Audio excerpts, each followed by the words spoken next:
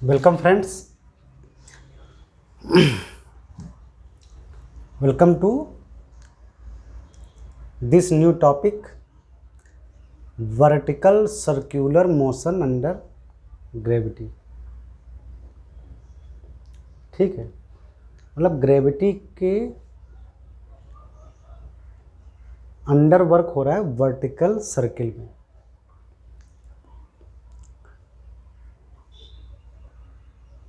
Gravity हम इसलिए use कर रहे हैं क्योंकि हम लगभग अपने सारे काम अर्थ सरफेस पर या उसके नियर करते हैं, जैसे झूला झूलना ये वाला, या जो ये काफ़ी तेज़ झूले होते हैं ना, जो वो सब जो सर्कुलर आर्क पर चलते हैं। तो नियरली हम अपने सारे काम जो रोज़मर्रा के हैं और सारे एक्सपेरिमेंट नियर अर्थ करते हैं या अर्थ सरफेस पर करते हैं, तो ग्रेविटी के अंडर ही काम करना होता है। इसलिए हमने यहाँ पर वर्ड लगा दिया ग्रेविटी। ग्रेविटी मीन्स अर्थ का ग्रेविटेशनल फील्ड, मतलब अर्थ की ग्रेविटी। और ध्यान से देखना, ये एक सर्कुलर पाथ है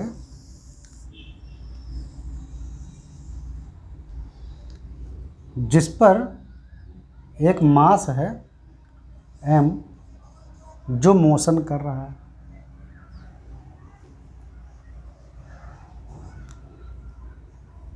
ये अर्थ है, अर्थ।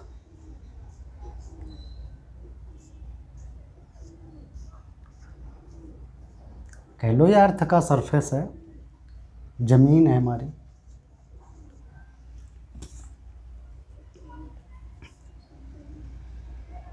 ये मोशन कर रहा है सर्कुलर पाथ पर। ये उस सर्कुलर पाथ का सेंटर है सी।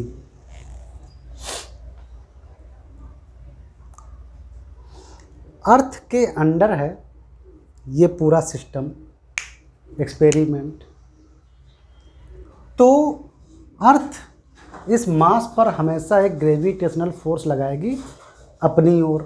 तो मास पर हर समय एक ग्रेविटेशनल फोर्स mg काम करता ही रहेगा। ये मास जब ये यहाँ पर भी आ जाएगा तो ये मास इस ग्रेविटेशनल फोर्स से बचेगा नहीं। हर वक्त उस पर ग्रेविटेशनल फोर्स बिल्कुल वर्टिकली काम करता रहेगा। जब ये मास ऐसे आएगा तो हमेशा उस पर एक ग्रेविटेशनल फोर्स काम करता रहे। ये बात आप जान गए, हमेशा काम करेगा। फिलहाल इसको सब मिटा देते हैं। अब आपको ये बात पता हो गई है कि हमेशा उस पर एक ग्रेविटेशनल फोर्स काम करता रहेगा mg। अब देखो, जब मास एकदम नीचे होता है इस जगह पर, इस सर्कुलर पाथ के सबसे बॉटम पर, और जब सबसे ऊपर होता है यहाँ पर, तो ये अर्थ के सबसे पास है। अर्थ से इसकी हाइट मान लो कितनी है, h है। इस मास की हाइट h है। यही जब ये घूम के यहाँ आता है तब सबसे लोवेस्ट पॉइंट पर मान लो इस मास की हाइट h, और सबसे हाई पॉइंट पर हाइट कितनी हो जाएगी टोटल यहाँ से h। और अगर इस पाथ की रेडियस, जो ये सर्कुलर पाथ है, इसकी रेडियस अगर r है तो ये टोटल हाइट हो जाएगी h प्लस 2r। ये 2r और ये h, रेडियस r और h। तो जब मास यहाँ पर होगा तो इस मास के पास सबसे ज़्यादा ग्रेविटेशनल एनर्जी होगी। वो कितनी होती है? अर्थ के रिस्पेक्ट में किसी मास की ग्रेविटेशनल एनर्जी हम क्या मानते हैं? mgh होता है फार्मूला ये। तो सबसे लोवेस्ट पॉइंट पर यहाँ पर इस मास की ग्रेविटेशनल एनर्जी होगी mgh, और सबसे अपर पॉइंट पर, इस पॉइंट पर जब ये मास पहुँचेगा तो यहाँ पर इसकी ग्रेविटेशनल एनर्जी होगी इतनी। ये बात आपको समझ में आई ना? जब मास यहाँ पर होगा तो उसकी ग्रेविटेशनल एनर्जी सबसे ज़्यादा होगी, और जब ये मास यहाँ पर होगा तो ग्रेविटेशनल एनर्जी सबसे कम होगी। जब ये मास ऊपर की ओर जा रहा होगा तो इसकी ग्रेविटेशनल एनर्जी तो बढ़ती जाती है, लेकिन इसकी काइनेटिक एनर्जी घटती जाती है। देखो ग्रेविटेशनल एनर्जी बढ़ रही है, बढ़ के हाईएस्ट पॉइंट पर इतनी हो गई, उसकी काइनेटिक एनर्जी लेकिन ऊपर जाते वक्त कम होती है। क्यों कम होती है? क्योंकि ये जो ग्रेविटेशनल फोर्स है ये तो नीचे की ओर काम करता है, और मास आपका यहाँ से ऐसे ऊपर की ओर जा रहा है तो डिस्प्लेसमेंट अप साइड में हो रहा है। ग्रेविटेशनल फोर्स जो काम कर रहा है मास पर नीचे काम कर रहा है, और मोशन ऊपर की ओर हो रहा है, अप साइड डिस्प्लेसमेंट हो रहा है। जब ये यहाँ से घूम के यहाँ पे आएगा तो 2r डिस्प्लेसमेंट इस मास का ऐसे हुआ एक तरह से। तो फोर्स, ग्रेविटेशनल फोर्स नीचे काम कर रहा है, डिस्प्लेसमेंट ऊपर काम कर रहा है। तो इसका मतलब है कि ग्रेविटेशनल डिस्प्लेसमेंट के अगेंस्ट काम कर रहा है, तो ग्रेविटेशनल इस पर नेगेटिव वर्क करेगा, तो इसकी वेलोसिटी, काइनेटिक एनर्जी घटती है, तो वेलोसिटी घटती जाती है। तो इसका मतलब हुआ कि यहाँ पर जो वेलोसिटी होगी पार्टिकल की वो मिनिमम होगी, और यहाँ पर सिंस ग्रेविटेशनल एनर्जी सबसे लो है तो यहाँ पर काइनेटिक एनर्जी सबसे हाई होगी, तो यहाँ वेलोसिटी मैक्सिमम होगी। वेलोसिटी के मैग्नीट्यूड को क्या बोलते हैं? स्पीड। तो यहाँ पर स्पीड मैक्सिमम होगी और यहाँ पर स्पीड मिनिमम होगी। ये सब ग्रेविटेशनल फोर्स के कारण लफड़ा हो रहा है। वेलोसिटी पार्टिकल की या इस मास की अधिकतम यानी मैक्सिमम यहाँ पे है, और धीरे धीरे उसकी वेलोसिटी घटती जाती है। तो यानी कह लो कि उसकी स्पीड घटती जाती है, क्योंकि वेलोसिटी तो डायरेक्शनल होती है, वो तो हर पॉइंट पर अलग अलग होती है। स्पीड की बात करते हैं तो यहाँ पर बॉडी या मास की स्पीड सबसे मैक्सिमम होती है, और यहाँ पर मास की स्पीड सबसे मिनिमम होती है। जब ये मास यहाँ आता है, बीच में ये धीरे धीरे घटती जाती है, स्पीड यहाँ मिनिमम हो जाती है। तो इसका मतलब है कि ऐसे मोशन में जो आपकी स्पीड है स्पीड u वो कांस्टेंट नहीं रहती है, वो स्पीड चेंज हो रही है। मैक्सिमम स्पीड बॉटम पर, मिनिमम स्पीड सबसे टॉप पर। तो स्पीड आपकी कांस्टेंट नहीं है।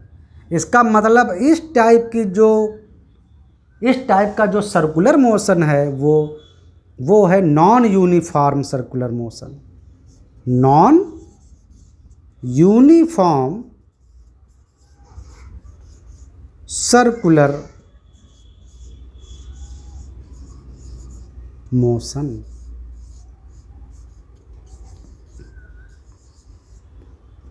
क्योंकि यूनिफॉर्म सर्कुलर मोशन का मतलब होता है स्पीड आपकी कांस्टेंट है।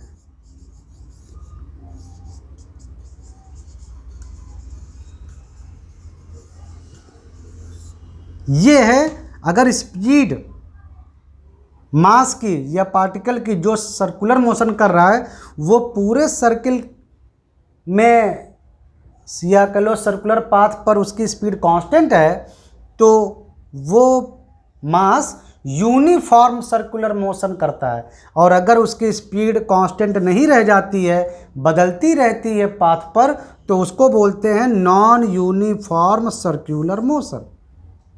तो एक तरह से अगर आप देखें तो आप नॉन यूनिफॉर्म सर्कुलर मोशन पढ़ने जा रहे हैं। आप नॉन यूनिफॉर्म सर्कुलर मोशन पढ़ने जा रहे हैं। तो आप क्या पढ़ने जा रहे हैं? Non uniform circular motion. चलो ठीक, अभी तक आपने सर्कुलर मोशन पढ़ा, थोड़ा सा नॉन सर्कुलर मोशन पढ़ लीजिए। चलो, इतनी बात समझ में आई। चलो मान लो कि ये पार्टिकल किसी टाइम जब हम चेक करते हैं तो वो यहाँ पर होता है और यहाँ पर उसकी स्पीड थोड़ी देर के लिए u होती है। ठीक है, ओके। अब ये सर्कुलर मोशन तो कर रहा होगा, तो इस जगह पर कोई न कोई इस पर एक फोर्स काम कर रहा होगा जो सेंटर की ओर लगा होगा। उसको बोलते हैं सेंट्रीपिटल फोर्स। तो ऐसा कोई एग्जाम्पल बनाओ कि सेंट्रल की ओर फोर्स लगे और ऐसा मोशन भी हो। तो हम क्या करते हैं, हम एक डोरी में एक पत्थर बांधते हैं और उसको ऐसे ऐसे सर्कुलर मोशन में घुमाते हैं। तो एक तरह से ये डोरी में मान लो ये अगर एक पत्थर बांध दें तो m मास का और उसको घुमाएं तो बिल्कुल यही पिक्चर जनरेट हो जाएगी। तो हमको एक सर्कुलर मोशन प्रोवाइड कराने, अगर परफॉर्म कर रहा है तो एक सेंट्रीपिटल फोर्स चाहिए ही चाहिए।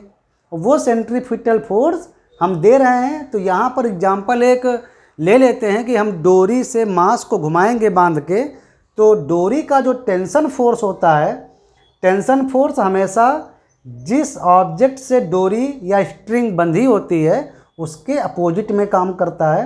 तो ये टेंशन फोर्स हो गया डोरी का। यही टेंशन फोर्स T हमको सेंट्रीपिटल फोर्स प्रोवाइड कराएगा ताकि ये सर्कुलर मोशन कर सके।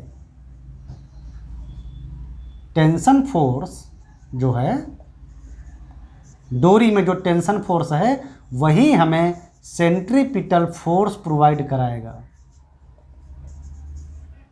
एग्जाम्पल ले रहे हैं कि डोरी में हमने एक पत्थर बांधकर घुमाया, तो यहाँ जो डोरी का जो टेंशन है वो सेंट्रीपिटल फोर्स जैसा काम करेगा। ठीक है, समझ में आया? ओके, चलो अब इसको देखते हैं, आगे एनालिसिस करते हैं। मैंने अभी बताया कि मास चाहे जहां पर भी जाए उसके ऊपर एक ग्रेविटेशनल फोर्स mg काम करेगा, क्योंकि ये अर्थ के फोर्स के अधीन है। अर्थ के जो ग्रेविटेशनल फोर्स है वो से तो ये बचेगा नहीं। तो ये चाहे जहाँ जाए उस पर ग्रेविटेशनल फोर्स काम करता रहेगा, चाहे जहाँ जाए, और वो हमेशा बिल्कुल वर्टिकल होगा। तो इस पोजीशन पर भी एकदम वर्टिकल है mg। थोड़ी देर के लिए ये एंगल मान लो थीटा है, यानी बिल्कुल वर्टिकली जब वो सबसे लोवेस्ट पॉइंट पर था, तो जब हम यहाँ पर उसकी जांच कर रहे हैं तो इस समय ये मास और ये जो डोरी के साथ ये जो मास है वो सबसे ये लोवेस्ट पोजीशन वाली जो वर्टिकल लाइन है इससे थीटा एंगल बना रहा है। ये हम चेक करते हैं, इस कंडीशन पर हम स्टडी करेंगे। अगर ये मास mg है तो आप जानते हैं ये भी एंगल थीटा होगा। तो इधर इस मास का एक कंपोनेंट काम करेगा mg cos थीटा, और इधर मास का एक कंपोनेंट काम करेगा वो होगा mg sin थीटा। तो अब हमको इस mg से मतलब नहीं रह गया, हमने इस mg के दो टुकड़े कर दिए। mg जो फोर्स काम कर रहा था हमने इसके दो टुकड़े कर दिए, mg को मिटा दिया। टोटल mg जो है, टोटल ग्रेविटेशनल फोर्स, वो तो अर्थ की ओर ही काम करेगा। समझ में आया? चल, तो अगर ये मास सर्कुलर मोशन परफॉर्म करे और यहाँ पर उसकी वेलोसिटी u है, तो उसको इतने सेंट्रीपिटल फोर्स का रिक्वायरमेंट होगा, mu²/r। अरे यार मैं दो तरीके से बनाता हूँ, कभी कभी ऐसे भी लिख देता हूँ, कभी कभी ऐसे भी लिख देता हूँ, ज़्यादा टेंशन मत लेना ना, दोनों का मतलब एक ही है। चलो मैं यहाँ पर ये r लिख देता हूँ क्योंकि मैंने शायद यही r लिखा है यहाँ पर। तो इतना उसको, अगर यहाँ पर उसकी वेलोसिटी u है तो इतना सेंट्रीपिटल उसको फोर्स चाहिए इस मैग्नीट्यूड का। लेकिन ये सेंट्रीपिटल फोर्स हमको देना पड़ता है सेंटर की ओर। तो यहाँ पर या कह लो इस बॉडी पर कोई ऐसा फोर्स लगे जो सेंटर की ओर काम कर रहा हो, वही उसको ये सेंट्रीपिटल फोर्स प्रोवाइड कराएगा। तो ये सेंट्रीपिटल फोर्स इस बॉडी पर काम कौन कौन सा कर रहा है? देखो, टेंशन फोर्स काम कर रहा है सेंटर की ओर और mg⁻θ काम कर रहा है इधर की ओर। यानी नेट जो काम कर रहा है सेंटर की ओर वो है t−mg⁻θ।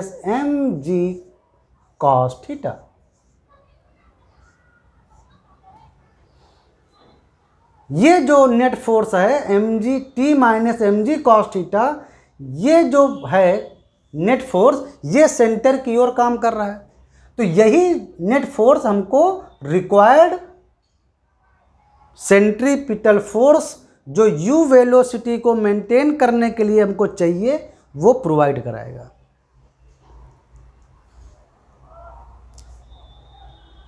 समझ में आया? तो ये आपका एक जर्नल, इसको थोड़ा ऐसे पहले लिख लो क्योंकि हम mg⁻θ = mu²/r, ये हमारा एक जर्नल एक्सप्रेशन मिला जो कि किसी भी एंगल थीटा के लिए वैलिड है। और उस थीटा पर जो भी एंगल थीटा है, जो ये एंगल जिस पोजीशन पर ये मास है, अभी जैसे यहाँ पर आ जाए तो थीटा की वैल्यू 90 हो जाएगी ऐसे। तो जहाँ पर भी ये है मास, उसके अकॉर्डिंग जो थीटा बनेगा उसी थीटा पर ये स्पीड है u वेरी कर रही है मैक्सिमम से मिनिमम स्पीड तक ऊपर। करेक्ट? समझ में आया? ओके।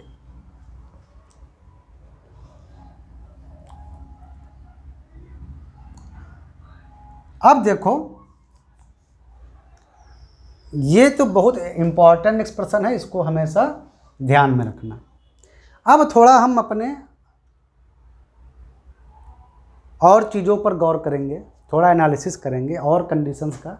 फिलहाल इस पर एक थोड़ी सी और चीज़ देखो, यहाँ से टेंशन आया डोरी में mg⁻θ + mu²/r।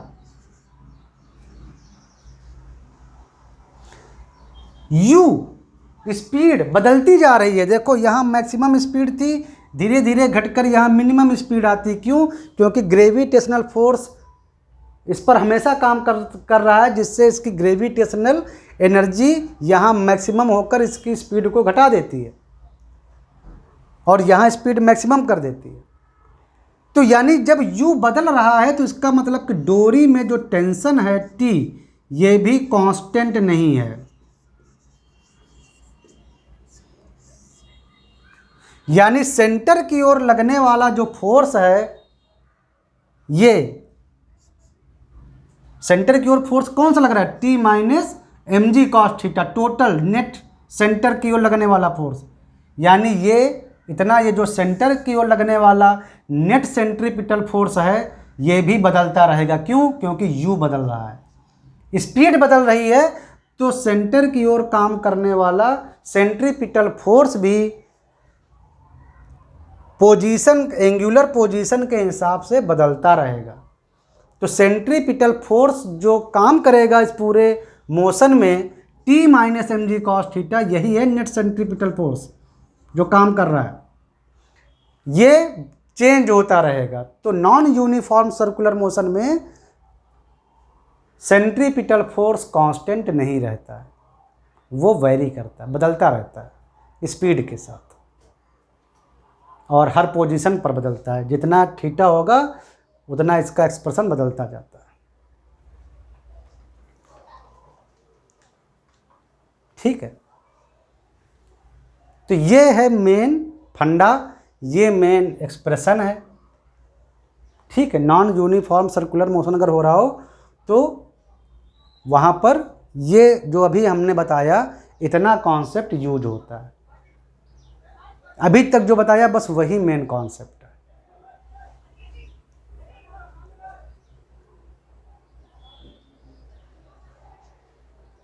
अभी तक मैंने जो बताया यही मेन कॉन्सेप्ट है।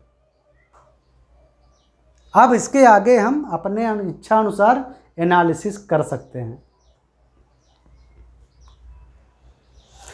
चलो अब कई चीज़ें चेक करते हैं, देखते हैं, एनालाइज करते हैं, बट मेन जो कॉन्सेप्ट है वो यही है जो अभी तक मैंने बताया।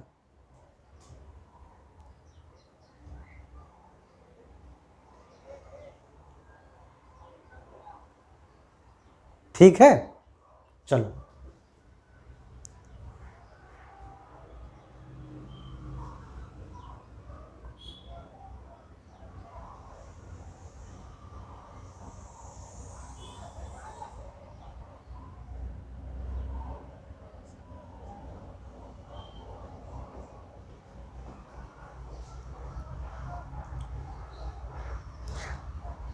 आओ आगे।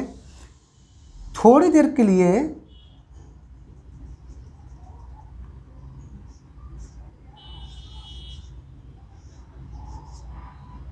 ये जो मास जब यहाँ थीटा एंगल पर पहुँचा तो मान लो कि बॉटम से इसकी हाइट h है इतनी, ध्यान से देखो,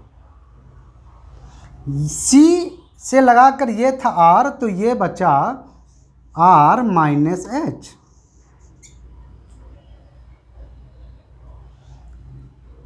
ये डोरी है तो ये भी R है इतनी, तो यहीं से थोड़ा शुरुआत कर देते हैं। चलो अच्छा, नई शुरुआत यहाँ से करते हैं। इसकी वैल्यू कितनी आ जाएगी? R minus H by R.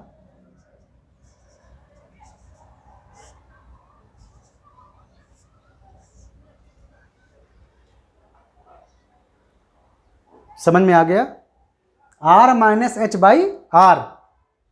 Okay,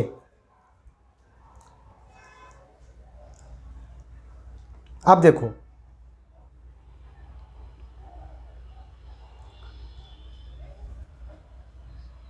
अब हम थोड़ा अपना एनालिसिस करते हैं।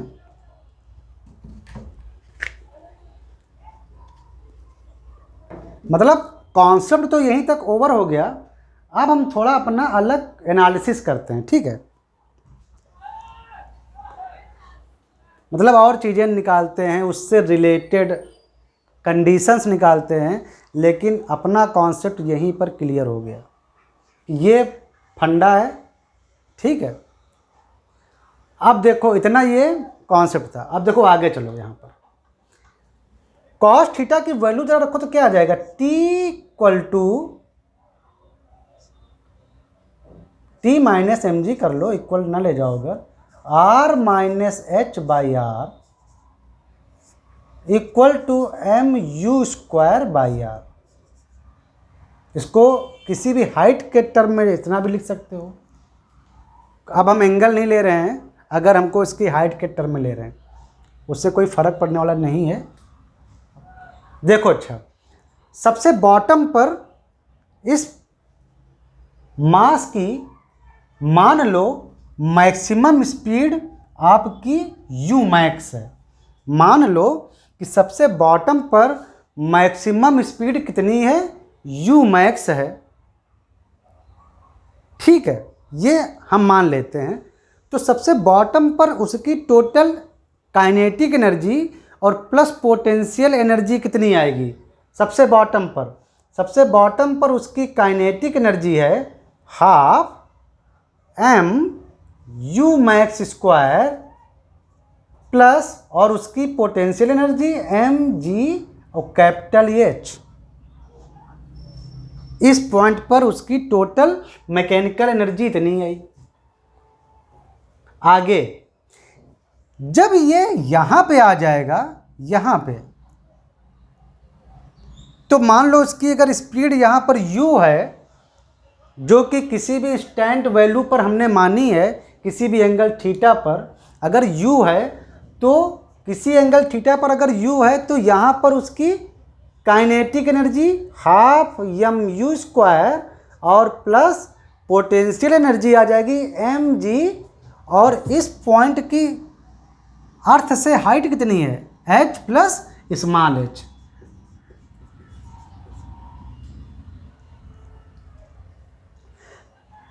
और अगर यहाँ सबसे मिनिमम स्पीड, सबसे हाइट पर u मिनिमम है, तो यहाँ पर उसकी काइनेटिक एनर्जी आ जाएगी u मिनिमम स्क्वायर प्लस और potential energy mg h plus 2r, चूँकि वो मास यहाँ पर होगा, अर्थ से h प्लस 2r की हाइट पे, यहाँ पे।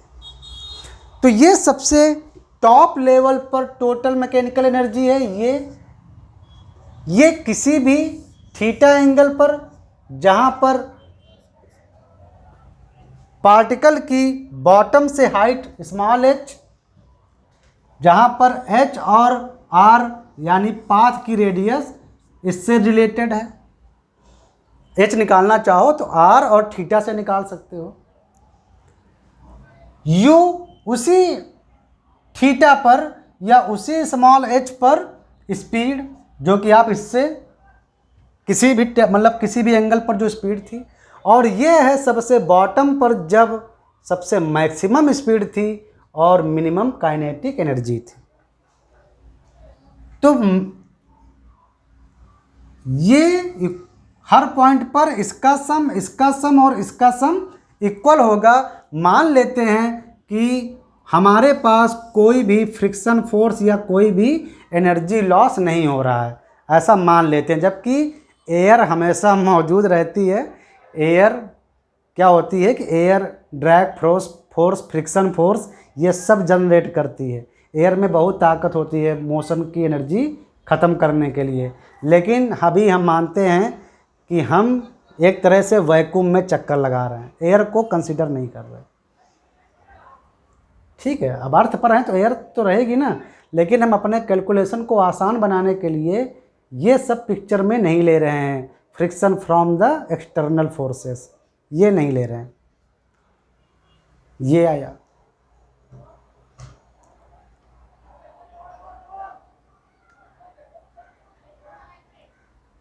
समझ में आया? ये हमेशा याद रखना है, ये एक्सप्रेशन।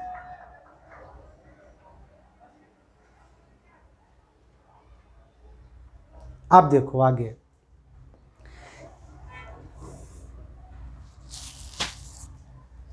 एक तरह से हमारा काम पूरा हुआ। अगर हमको किसी भी टाइम पर हम मिनिमम एनर्जी निकाल सकते हैं, मैक्सिमम एनर्जी निकाल सकते हैं, और अगर हमको थीटा पता हो, यू पता हो, या आर पता हो, या एच पता हो, तो ऐसा करके हम किसी भी टाइम पर निकाल सकते हैं इन इक्वेशन का यूज करके। ये इक्वेशन, ये इक्वेशन, ये इक्वेशन, ये इक्वेशन, ये तो किसी भी पोजीशन पर है, और ये एनर्जी इक्वेशंस।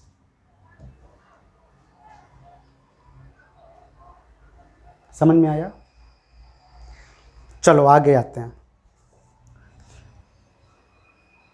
अब हम आते हैं थोड़े और ट्रिकी चीज़ पे। मान लो कि हम, अब बिल्कुल वही ट्रिकी चीज़ें हैं, मतलब जो आपको हमने न्यूटन्स लॉ में भी पढ़ाई हैं, कि मान लो कि हम एक ऐसा चक्कर लगाएं कि जस्ट बस ये यहाँ पे जो मास है बस जस्ट पहुँच ही पाए, जस्ट क्रॉस कर पाए, इसको जस्ट क्रॉस कर पाए, मतलब इतना इसे लूजली चलाएं कि जस्ट ये यहाँ क्रॉस कर पाए।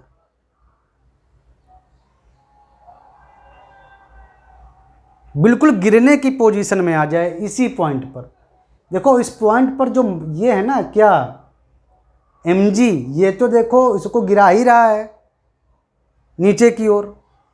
तो जस्ट मतलब क्रॉस कराने की स्थिति, यानी जब ऐसा कि जस्ट जो तनाव है डोरी का ये ऊपर जाते जाते लगभग 0 हो जाए तो स्लैग हो जाएगी और ये डोरी गिर पड़ेगी। उस कंडीशन की हम बात कर रहे हैं, जस्ट पहुंचने वाली कंडीशन। तो वहाँ जब डोरी पहुंचेगी ना, अगर हम ऐसा कुछ करें कि ऐसे करके जस्ट पहुंचा पाएँ डोरी को, तो जो डोरी में जो टेंशन होगा वो वहाँ पर जाते जाते एक तरह से ये मान लो कि 0 कर दें हम, तो स्लैग होगा। तो स्लैग से क्या होगा कि वो जस्ट गिरने की संभावना हो जाएगी उसकी। तो वो कंडीशन हम चेक करते हैं सबसे टॉप पॉइंट पर। तो सबसे टॉप पॉइंट पर लेते हैं, यानी सबसे हाइट पर, सबसे टॉप पॉइंट पर लेते हैं हम। सबसे टॉप पॉइंट पर हम जस्ट सर्किल पूरा करते हैं, जस्ट सर्किल पूरा करना, यानी बिल्कुल गिरने की पोजीशन में आ जाएं। Just finishing circular motion. सबसे टॉप पॉइंट पर हम जस्ट फिनिशिंग करने जा रहे हैं। तो सबसे टॉप पॉइंट पर एंगल कितना होगा? पहले तो एंगल होगा 180। देखो ये यहाँ से हमने एंगल नापना शुरू किया था ना, तो जब सबसे टॉप पॉइंट पर आएंगे तो यहाँ पर एंगल कितना बन जाएगा? 180 डिग्री। तो टेंशन आपका कितना आ जाएगा? यहाँ से देखो टेंशन आ जाएगा आपका T = cos 180 डिग्री यानी -1। तो -1 और ये माइनस प्लस हो जाएगा, यानी ये आ जाएगा mu² r और -mg। और जो टॉप पॉइंट पर है, टॉप पॉइंट, वहाँ हम u नहीं होगा, वहाँ u मिनिमम होगा, क्योंकि यहाँ पर u तो जर्नल एक, फिर से आपको एक बार समझा देते हैं, आपका डाउट नहीं रहना चाहिए दिमाग में।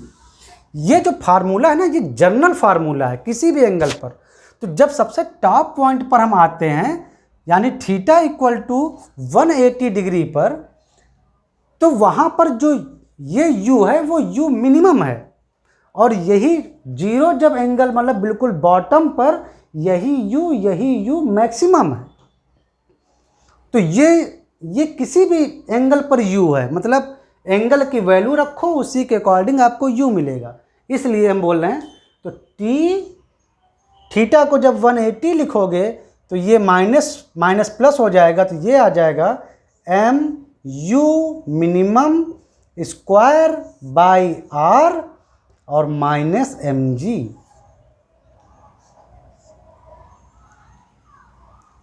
सबसे टॉप पॉइंट पर यह कंडीशन होगी जब जस्ट फिनिशिंग सर्कुलर मोशन,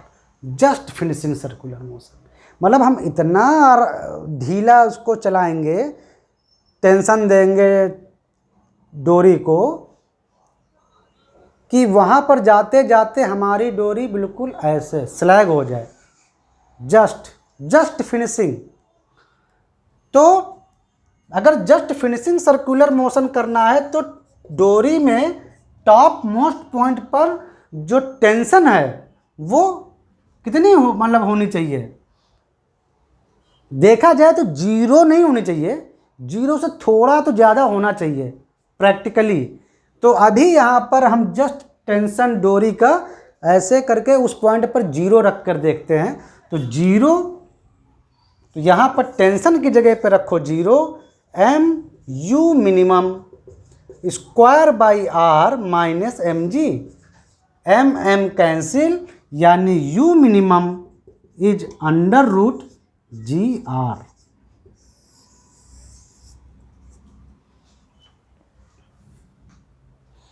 तो अगर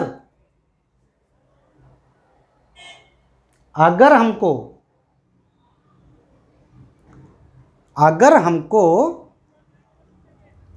टॉप पॉइंट पर सर्कुलर मोशन को बिल्कुल मिनिमम वे में फिनिश कराना है या जस्ट फिनिश कराना है तो मिनिमम स्पीड वहाँ इतनी होनी ही चाहिए, ये मिनिमम। अगर वहाँ पर स्पीड रूट जी आर से यानी मिनिमम स्पीड अगर इससे नीचे गिरी तो सर्कुलर मोशन जस्ट फिनिश भी नहीं हो पाएगा, वो गिर जाएगा बॉल टप से, यहाँ पे बॉल हो या मास हो ऐसे ड्रॉप हो जाएगा। तो ये just minimum condition, just finishing circular motion type का है। टेंशन जीरो रख कर देखेंगे ऐसा, है ना।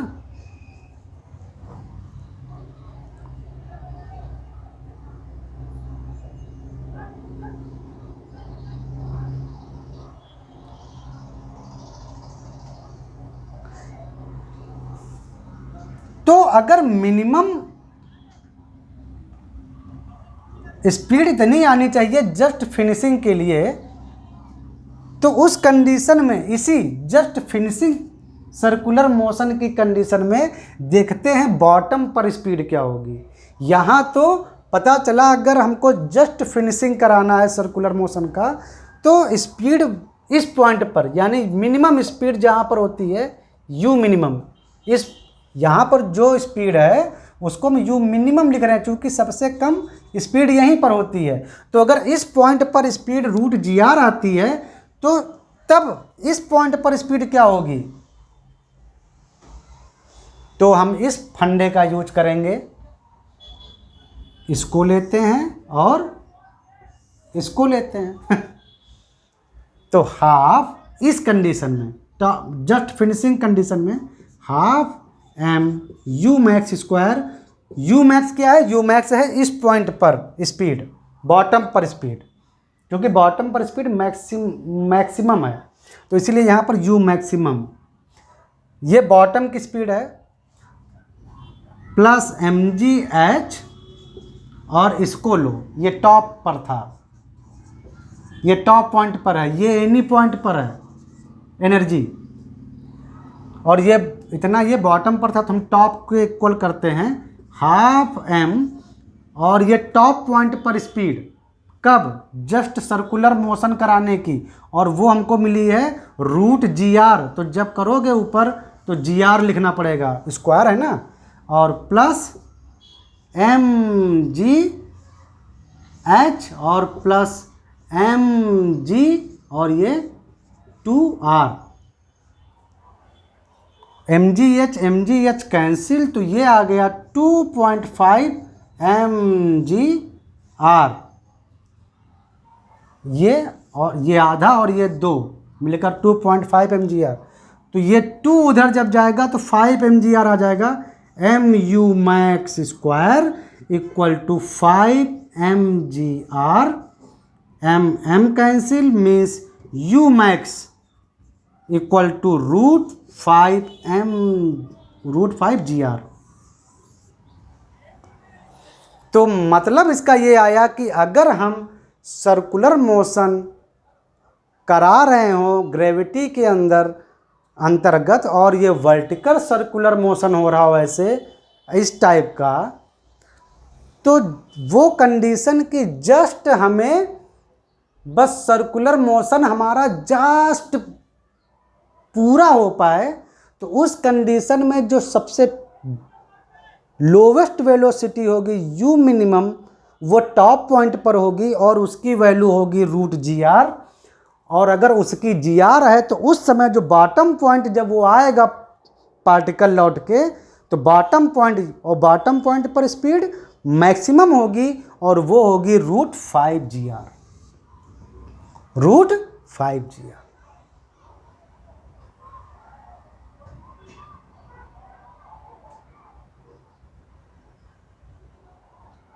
समझ में आया कि नहीं आया? चलो, और अगर देखते हैं कि मिनिमम जस्ट फिनिशिंग कंडीशन में कि जस्ट ये पूरा कर पाता, तो यहाँ पर तो टेंशन हमने डोरी का 0 रख के टेस्ट किया, तो देखते हैं कि बॉटम पर मतलब क्या होगा जब ये मास जस्ट फिनिश करके यहाँ पे आएगा, तब ये डोरी पर इस बॉटम जब ये बॉटम पर होगा तब टेंशन कितना होगा। इसी में।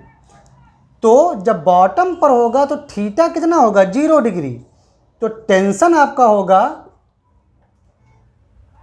0 यानी 1, तो mg और प्लस m u बॉटम पर स्पीड u मैक्स, क्योंकि सबसे मैक्सिमम स्पीड बॉटम पर है, और बाई r। इसी में हमने देखो लिखा, इसी में थीटा की जगह पर 0, सबसे बॉटम चीज पर देखने जा रहे हैं, तो थीटा की जगह पर 0 और u की जगह पर u मैक्स। लेकिन जस्ट फिनिशिंग कंडीशन के लिए अभी हमने u मैक्स निकाला √5gr, तो यहाँ पर रखो तो mg और प्लस m, और ये जब स्क्वायर करोगे u मैक्स स्क्वायर तो यह आ जाएगा 5gr डिवाइडेड बाई r, यानी r कट गया, 5mg और ये 6mg।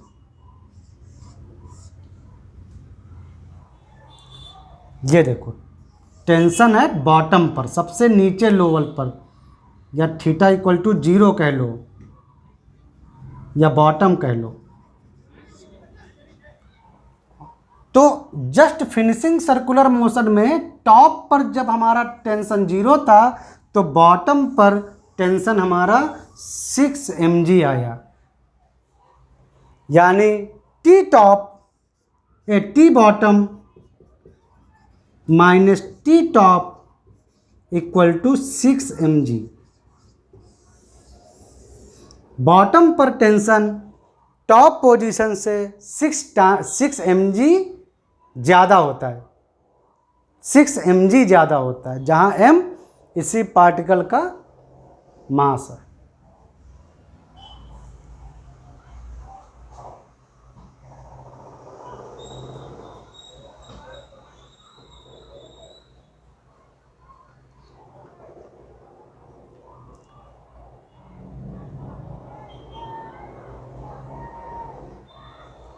ये सब मतलब बाद का ड्रामा है, मेन तो कॉन्सेप्ट यही तक था, जहाँ पर ये एनर्जी कंजर्वेशन और ये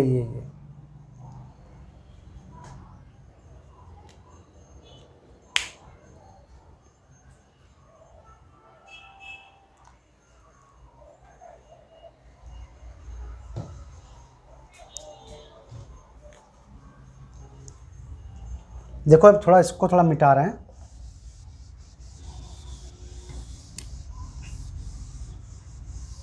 थोड़ा आपसे देखते हैं कि आपके दिमाग में क्या आया।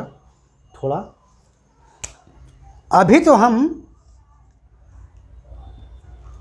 पूरा एक सर्किल किसी तरह पूरा करा रहे थे, ठीक है। हम चाहते हैं कि हम ऐसा सर्कुलर मोशन कराएं कि बस ये जो मास है ये इसी जगह तक जा पाए, यानी यहाँ से जब जाए तो यहाँ पर रुक जाए आधी दूरी तक, फिर लौट आए, मतलब यहीं से ख़त्म हो जाए, ऊपर न जाने पाए। अभी तो पिछली बार तो हमने कम से कम यहाँ से पास कराया था, अब हम चाहते हैं कि बस ये एकदम हाफ सर्किल पोजीशन तक जाए, फुल सर्किल हाइट तक नहीं, हाफ सर्किल हाइट तक, इस पोजीशन तक ही जा पाए। देखो नया चीज़, थोड़ा एप्लीकेशन देखते हैं इन सब चीज़ों का, इससे क्या होता है, इससे और ब्रेन ओपन होता है। अब हम चाहते हैं कि ये मास केवल यहीं तक जा पाए, तब क्या करोगे, तो अपना जर्नल जो आपको जो मिला है ये फार्मूला, क्या मिला था, टी, इसकी इंक लग रहा है ख़त्म हो गई है, T minus mg cos theta equal to mu square by r।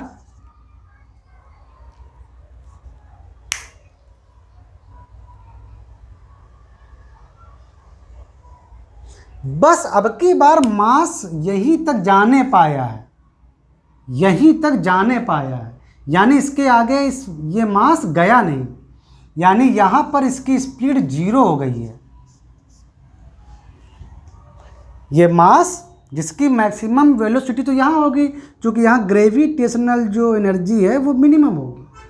अब ये मास केवल यहीं तक जाने पाया है, यहीं तक, तो यानी इस जगह पर जहाँ पर थीटा कितना है 90 डिग्री, ध्यान से देखो ये थीटा 90 डिग्री है, यहाँ पर उसकी जो वेलोसिटी आएगी वो 0 आएगी। थीटा इक्वल टू 90 डिग्री पर उसकी जो वेलोसिटी है वो 0, रुक गया वहीं पर। अब हम कुछ ऐसा कुछ चाहते हैं, तो थीटा इक्वल टू 90 डिग्री यानी केवल हाफ सर्कुलर हाइट तक जा पाए जस्ट, तो वहाँ पर उसकी स्पीड जो है वो 0 हो जाएगी। तो ये आ गया T, यानी इस जगह का टेंशन T, और थोड़ा 90 लिख देते हैं एंगल। इसका मतलब है कि ये एंगल केवल, यानी ये पोजीशन ले रहे हैं, यहाँ से ये पोजीशन, जब मास ऐसे है यहाँ पर। तो यहाँ पर मान लो तनाव जो टेंशन का है ना, जो स्ट्रिंग का, वो 90 लिख देते हैं। 90 का मतलब ये पोजीशन। तो T90 minus mg cos 90 equal to m u square by r।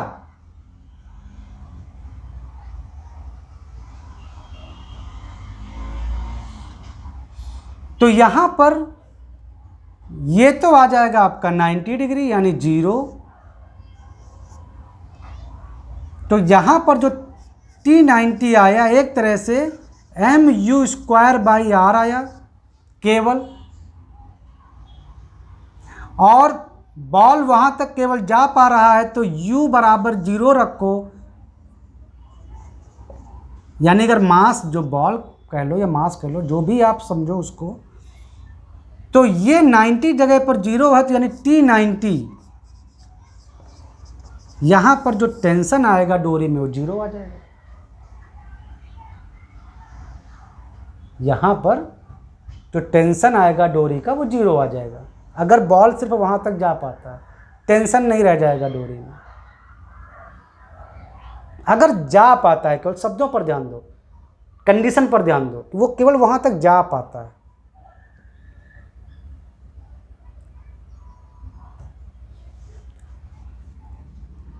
ये तो किसी भी एंगल पर आपका टेंशन है।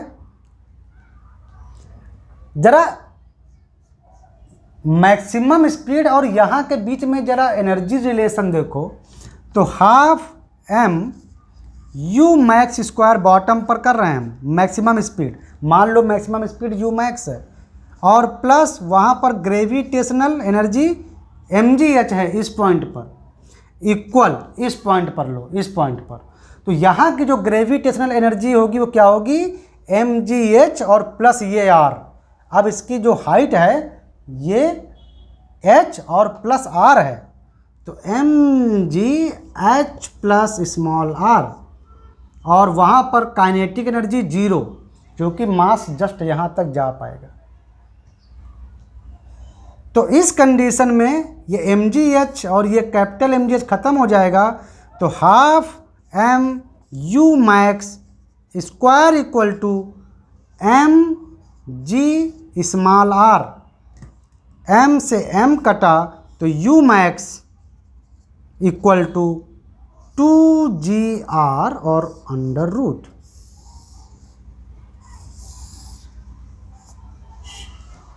यानी अगर हम कुछ ऐसा मोशन कराएं, यानी अगर हम कुछ ऐसा मोशन कराना चाहें कि बॉल केवल आधी ही दूरी तक जा पाए, मतलब जस्ट सेंटर के सामने तक। हमारे मुंह से बॉल निकल रहा है बार बार, ऐसे मैं उसको गोल गोल देख रहा हूँ ना, तो बॉल निकलता है। आप मास बोलो कि ये मास जो आपने बांधा है डोरी से, ये केवल इसके यहाँ तक आने पाए, बिल्कुल ऐसे हॉरिजॉन्टली, यानी यहाँ से एंगल 90 पर। अगर हम चाहें कि ये आए, तो इस पॉइंट पर स्पीड, इस पॉइंट पर स्पीड को हमने क्या माना था, u मैक्स। तो जो u मैक्स है यानी बॉटम पर स्पीड, वो इतनी आनी चाहिए, कितनी, √2gr। अगर इस वेलोसिटी के साथ ये मास मूव करे यहाँ से √2gr से, तो ये यहीं तक जाकर रुक जाएगा, आधी दूरी तक ही जा पाए। और इस कंडीशन में यहाँ तो टेंशन डोरी का जीरो हो गया था। इस कंडीशन में जब ये आधी दूरी तक जाए तब जरा इस बॉटम पर क्या होगा, इसको अगर जीरो लिखो या बॉटम लिख लो तो इस बॉटम पर टेंशन क्या होगा, तो टेंशन टी, ऊपर देखो टेंशन टी बी लिख देंगे केवल बॉटम के लिए। इस लाइन पर एंगल जीरो है तो minus M G cos zero equal to M bottom पर स्पीड यू मैक्स, हमने यहाँ पर बॉटम पर स्पीड यू मैक्स मानी है लिखने के लिए, तो U max square by R equal to, लेकिन केवल हाफ डिस्टेंस तक जा पाए तो हम निकाल चुके हैं कि बॉटम पर स्पीड, चाहे बॉटम पर स्पीड बोलो, क्योंकि मैक्स का मतलब ये नहीं कि मैक्स, ऐसा कुछ मत समझो। मैक्स का मतलब है कि बॉटम पर स्पीड, क्योंकि बॉटम पर ही, सबसे बॉटम पर ही स्पीड मैक्सिमम होगी, इसलिए बस डिनोटेशन है, मैक्स डिनोट कर रहे हैं इससे, ठीक है। तो m बाई आर और u max square equal to 2gr, u max under root 2gr था तो u मैक्स स्क्वायर 2gr आ गया, r से r कट गया, यानी केवल आया 2mg। यहाँ पर mg cos थीटा है तो cos जीरो की वैल्यू 1, यहाँ जीरो एंगल है, बॉटम के लिए एंगल जीरो रहेगा, तो tb यानी बॉटम पर टेंशन आ गया आपका 3mg, ये 2mg और ये mg उधर, तो ये 3mg, समझे। तो अगर आपको किसी तरह आप चाहते हैं कि हम इस मास को यहाँ से मूव कराकर जस्ट सामने तक ला पाएँ, या यहाँ पर यहीं तक आए, बस यहीं तक आए, तो आपको यहाँ पर स्पीड कितनी देनी होगी, रूट टी2gr, और यहाँ पर उस समय डोरी का तनाव क्या होगा, उस कंडीशन में 3mg, और बाकी किसी एंगल पर आपको निकालना हो तो बस आप इसका यूज कीजिए, आपका किसी भी एंगल पर निकल आएगा, समझे। और अगर हम चाहते हैं कि ये मास किसी तरह पूरा सर्किल पूरा करे, किसी तरह यहाँ पूरा सर्किल पूरा करे, यानी फुल हाइट तक जाए, तो उस समय ये यहाँ पर स्पीड, बॉटम पर स्पीड आपको देनी पड़ेगी रूट 5gr, आधी दूरी तक उठाने के लिए आपको स्पीड बॉटम पर देनी पड़ेगी रूट 2gr, और फुल यहाँ तक उठाने के लिए मास को आपको स्पीड देनी पड़ेगी बॉटम पर, मैं इसको यहाँ पर u भी लिख देता हूँ ताकि आप बॉटम समझो उसको, तो बॉटम पर स्पीड आपको देनी पड़ेगी रूट 5gr, और उस कंडीशन पर बॉटम पर तनाव होगा वहाँ पर 6mg, जबकि केवल अगर आप हाफ डिस्टेंस तक उठाना चाहें तो आपका बॉटम पर तनाव होगा, बॉटम कंडीशन में डोरी पर तनाव 3mg। जाहिर सी बात है, फुल डोरी उठाने के लिए कुछ तो ज़्यादा काम करना ही पड़ेगा, ज़्यादा टेंशन देनी ही पड़ेगी डोरी को, ठीक है। ऐसे हम नॉन यूनिफॉर्म सर्कुलर मोशन को एनालाइज करते हैं। इस तरह नॉन सर्कुलर मोशन को एनालाइज करने के लिए ये आपका जनरल फार्मूला है, t minus M G cos theta equal to M V square by R. बहुत फंडामेंटल, बेहद इम्पॉर्टेंट ये जनरल रूल है, ठीक है। और आपको ये टोटल मैकेनिकल एनर्जी का कंजर्वेशन हर पॉइंट पर लगाना है। बॉटम पर, ये बॉटम है जहाँ पर स्पीड मैक्सिमम, जो भी स्पीड होगी मैक्सिमम होगी। ये आपका किसी भी पॉइंट पर है, किसी भी एंगल पर, है ना, एनी पॉइंट, किसी भी सर्कुलर थीटा के साथ, किसी भी, मतलब स्मॉल एच है तो किसी भी हाइट पर। और ये आपकी टॉप पॉइंट पर जब पहुंचेगा, सर्कल के सबसे टॉप पॉइंट पर, वहाँ पर मैकेनिकल एनर्जी है। तो आपको इन तीनों को ध्यान में रखना है कि sum of the mechanical energy means the sum of the gravitational energy plus sum of the kinetic energy. Conservation यहाँ पर हम मान के चलेंगे, और ये रियल लाइफ में सत्य नहीं है, क्योंकि रियल लाइफ में हमेशा कोई न कोई फ्रिक्शनल फोर्स काम करता ही रहता है, जो कि एनर्जी लॉस करता ही करता है। ठीक है, तो हम ऐसा यहाँ पर मान के चले थे कि कोई एनर्जी लॉस वाला फ्रिक्शन फोर्स काम नहीं कर रहा है हमारे इस पूरे एक्सपेरिमेंट में। तो ये दो चीज़ें आप याद रखिए, बाकी आपका फंडा क्लियर है। ठीक है, तो ये था आपका non uniform circular motion. Uniform नहीं, non uniform circular motion. Non uniform circular motion का मतलब पूरे सर्कुलर मोशन के दौरान आपकी जो स्पीड है वो अब कांस्टेंट नहीं है। सेंट्रीपिटल फोर्स भी कांस्टेंट नहीं है, वो भी पोजीशन के साथ अपनी वैल्यू और डायरेक्शन दोनों बदलता जा रहा है। डायरेक्शन नहीं कह सकते, डायरेक्शन तो हमेशा सेंटर की ओर ही रहेगी, लेकिन अगर आप उसका एंगल देखो तो सेंटर की ओर तो है, लेकिन डिफरेंट एंगल पर तो रहता ही है। सेंट्रीपिटल फोर्स का एक जनरल टर्म है कि वो सेंटर की ओर काम करता है, तो उसकी डायरेक्शन सेंटर की ओर होती है। लेकिन सेंटर की ओर होती है, लेकिन हर समय उसका जो डायरेक्शन है वो चेंज होती रहती है। जैसे अभी इसकी डायरेक्शन देखो ऐसे जा रही है, जब ये यहाँ पर आया तो उसकी डायरेक्शन ऐसे जा रही है, जब ये यहाँ पर आया तो उसकी डायरेक्शन ऐसे जा रही है सेंट्रीपिटल फोर्स की, जब यहाँ पर है तो इसकी डायरेक्शन सेंटर की ओर ऐसे जा रही है। तो अगर इसको आई लिखें तो ये यहाँ पर सेंट्रीपिटल फोर्स -I डायरेक्शन में जा रहा है, -J डायरेक्शन में जा रहा है, यहाँ पर +J डायरेक्शन में जा रहा है। जब यहाँ पर आएगा तो सेंटर की ओर तो ये +I डायरेक्शन में जा रहा है, अगर IJ लिख कर देखो। ठीक है, चलो आपका कॉन्सेप्ट क्लियर हुआ और हम अब मिलते हैं नेक्स्ट एपिसोड में।